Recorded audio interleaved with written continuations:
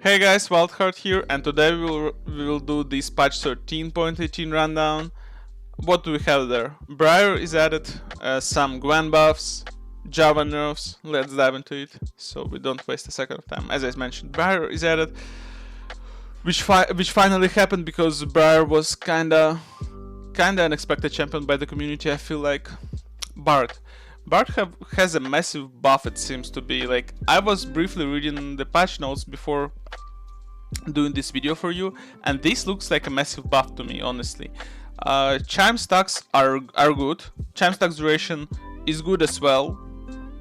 It's not like a game changer at all, but what I love the most is his caretaker shrine and the fact that you can have like 2 stacks of it at the same time now.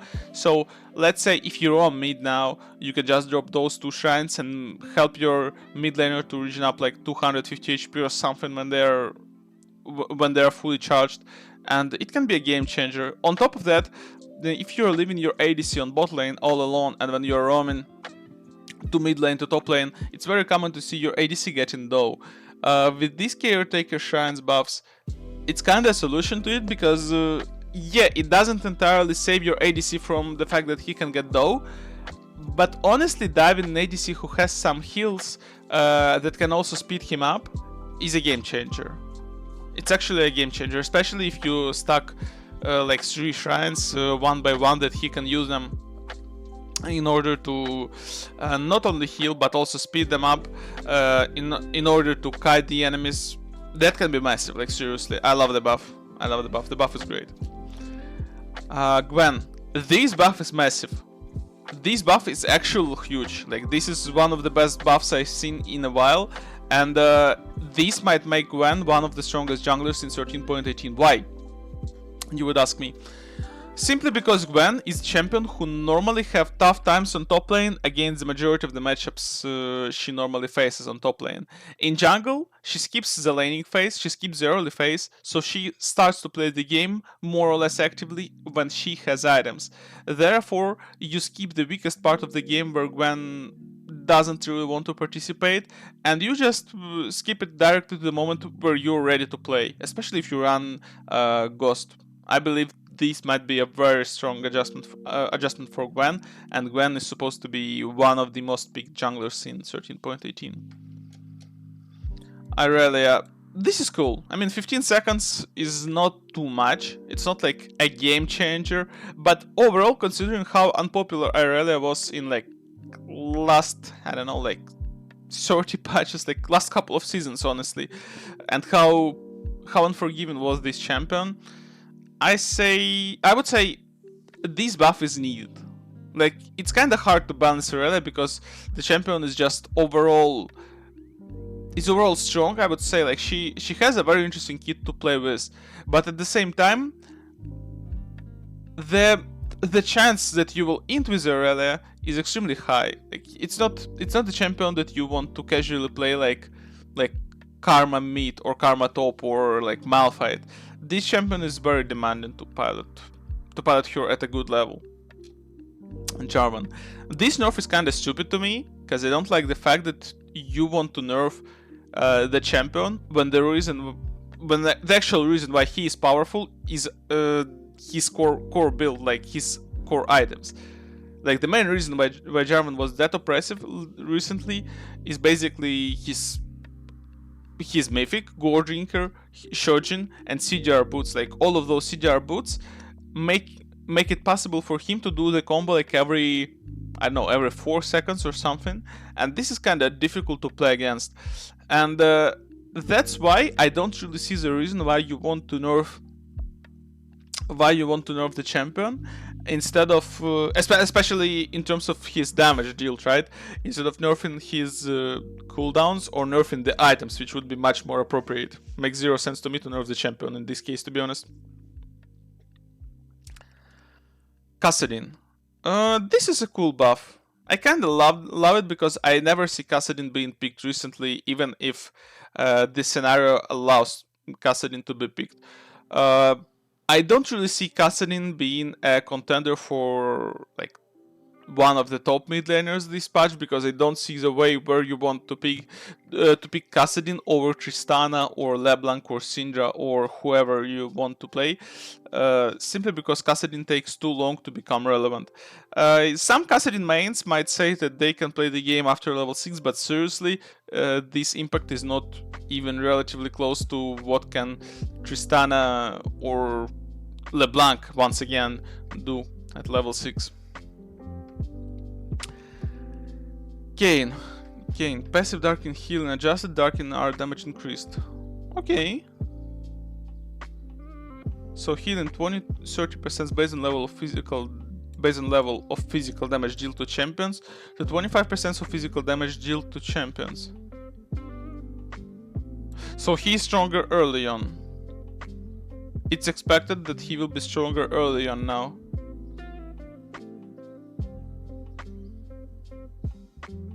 But in order to get this transformation early on, you need to look for fights with melee champions. Yeah, I mean, it makes sense. So if you find some fights early on, that's kinda a good buff. Not a massive one, but something that you can notice. In late game, he will not be that oppressive, and it kinda makes sense to me because Kayn is kinda useless early on, and his Darkin form in late game can be really painful to deal with. Not only the Darkin, actually, Shadow Assassin can be a pain in the ass as well, but yeah, early on he's not a big threat. Alright, his ulti, Umbral Trespass, okay. 15% plus 13 per 100 bonus AD of target's maximum health. So now it's 15 plus 10%, so basically a nerf of target's maximum health. Basically a nerf, right? I mean, it's kinda a nerf towards this Axiomark Kayn build that was kinda popular, but at the same time, it's not that big. Like 3% scaling, it's kinda... I mean, in late game, yeah, that will be something that you can notice. That will be noticeable, that's for sure. But that's not the end of Kayn. Let's phrase it like that.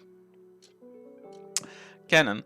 E energy cost decreased, R cooldown now decreases with rank. Interesting. So Lightning Rush is 80 at all ranks. That's kinda a massive buff, not gonna lie, because normally, if you're playing an AP cannon, E is the last spell you want to max. Like, seriously. This is a never... This spell is like never going to be something that you're gonna max, I believe. And making it 80 at all ranks is just straight up buff, yeah. It doesn't have any negative consequences for cannon. Ulti Slice and Maelstrom. 120, 180. So basically level 6 it's the same. At level 6 it's the same, so in the late game you can get it even below 60 seconds when you have decent amount of ability haste in theory. Yeah, I mean, it's likely to happen. I mean, the cooldown of 60 seconds is kinda nuts for such a powerful ulti, considering that Zonya will have the cooldown of 2 minutes.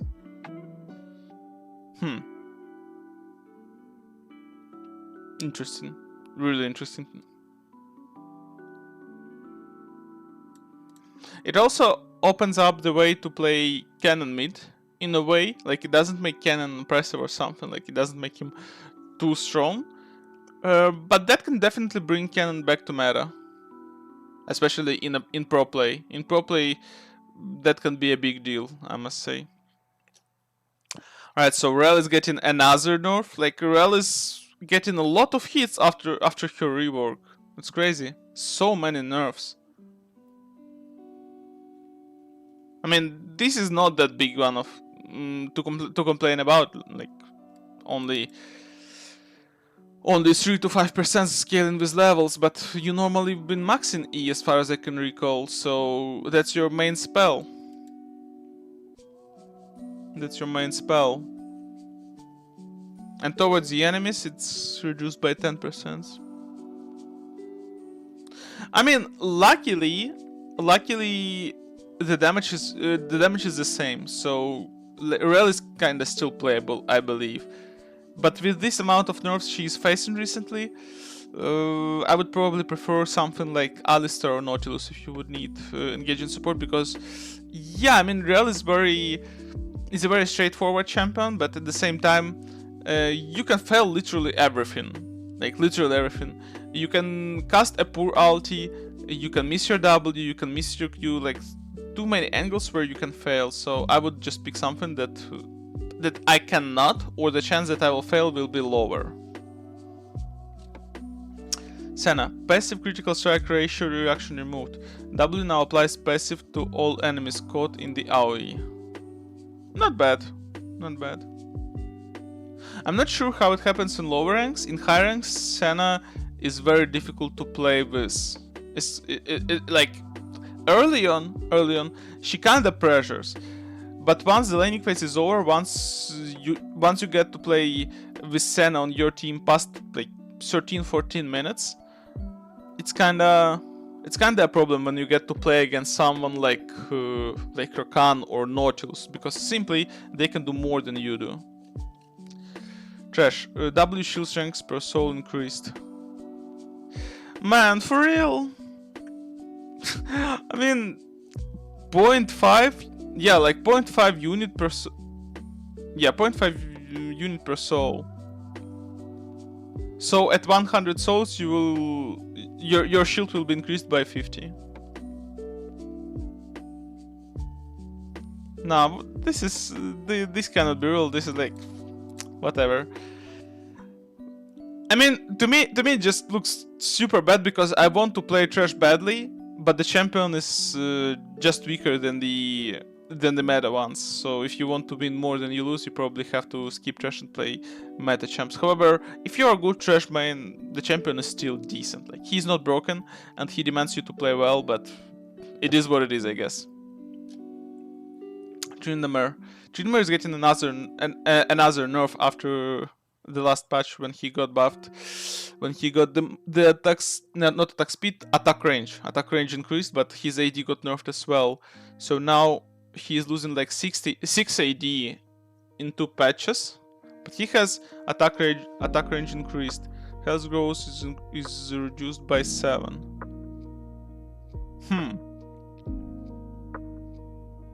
So minus 70 at level 10. That's probably not too much, because the lower you go, rank-wise, the stronger Tryndamere will be. So I can see Tryndamere being a huge problem for like lower ranks. Let's see for which ranks it was a nerf. No, actually? For literally every rank, I see. Okay. I mean, makes sense to me, because if Tryndamere gets ahead, it's very difficult to stop him. Xayah. Finally, Xayah is getting nerfed. God bless, man. I was waiting for so long, it's crazy.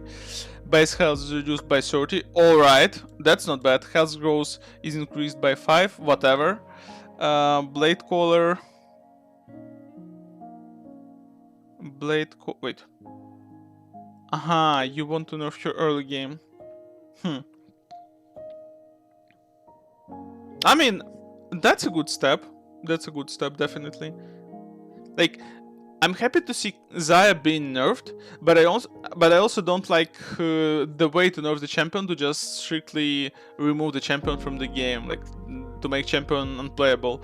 That's why I like the idea of nerfing Xayah, but I want it to be a very steady nerf, you know. Items. Crown of the Shattered Queen. Plus 15 AP, okay. Alright. Safeguard. 75% damage reduction for 1.5 seconds. 40% damage... that's not bad. That's much better. That's like much better. Alright. Alright. That's solid. Poise Break. Ground will no longer provide 1040 AP while the shield holds. I mean...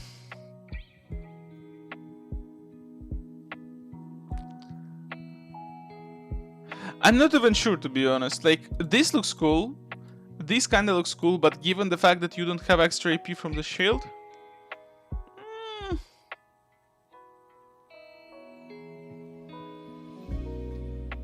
Not sure. Not sure about this one. Not sure. Definitely a good buy if you're playing some AP champion against assassin like Zed, Fizz, like Akali or whatever. But definitely not a break, not an item that can just break the meta like Shojin was in the last patch.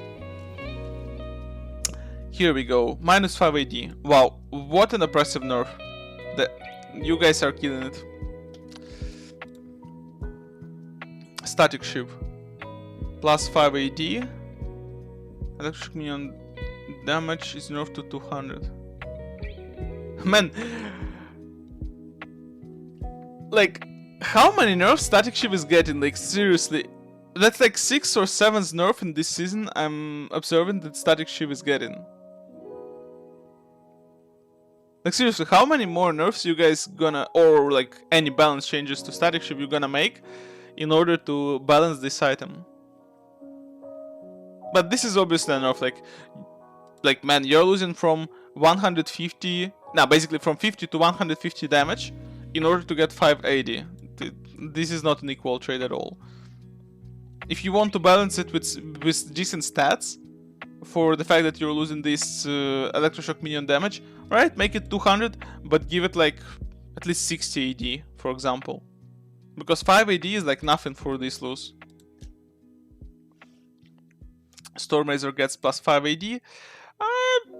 Can be a good thing for champions like Jhin or Tristana in certain situations. I don't see this item being used by every single ADC, but some champions can find this item like real handy in the scenarios where they need to kite a lot or all in the enemy champions. Like, I can see this item being good for affiliates as well.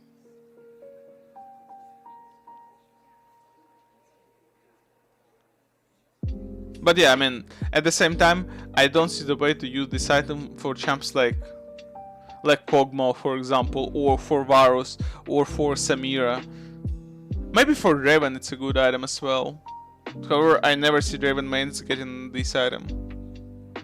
Yeah, man, kinda weird.